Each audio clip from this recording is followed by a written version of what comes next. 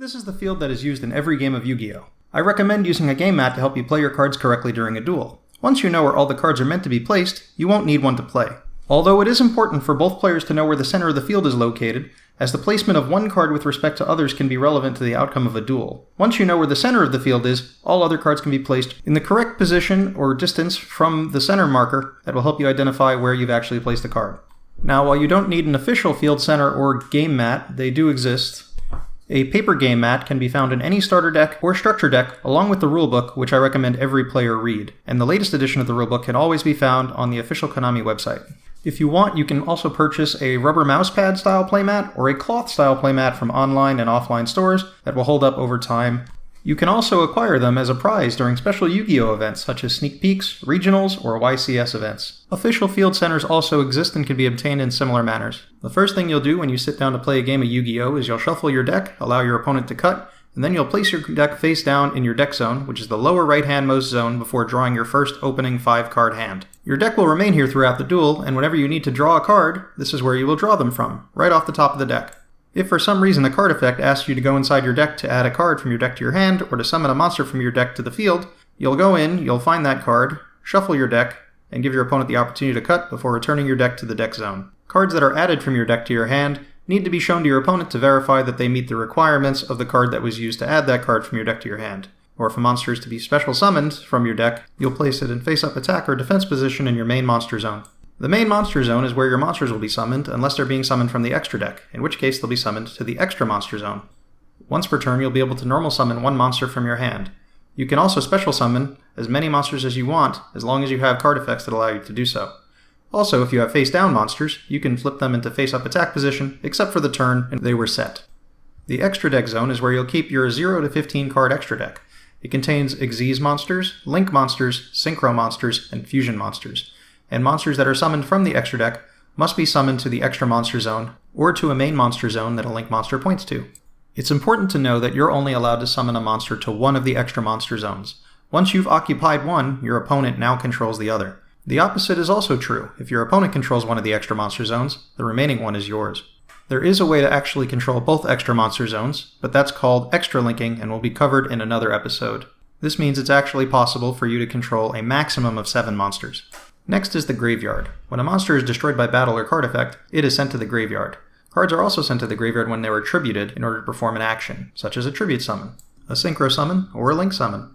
Cards in your hand can also be discarded to resolve an effect. That will also send them to the graveyard. Next, we're going to talk about the spell and trap card zone. You can have up to 5 cards here. You can place them face up to activate them, or face down to set them. Trap cards cannot be activated from your hand, and must first be set.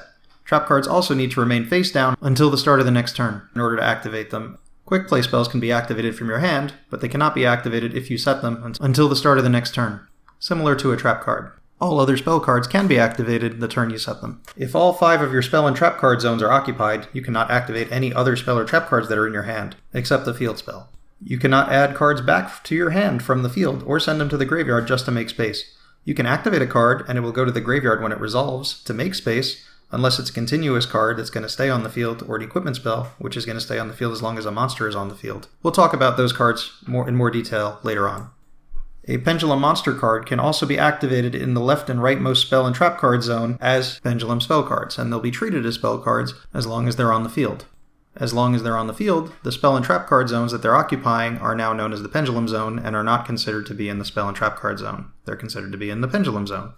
If a Pendulum Monster on the field, either in the main monster zone, or the extra monster zone, or in the Pendulum Zone, is destroyed and sent to the graveyard, or sent to the graveyard in order to perform a tribute summon or any other kind of summon, it'll go face up on top of the extra deck instead. If it's destroyed anywhere other than on the field, it will proceed to the graveyard.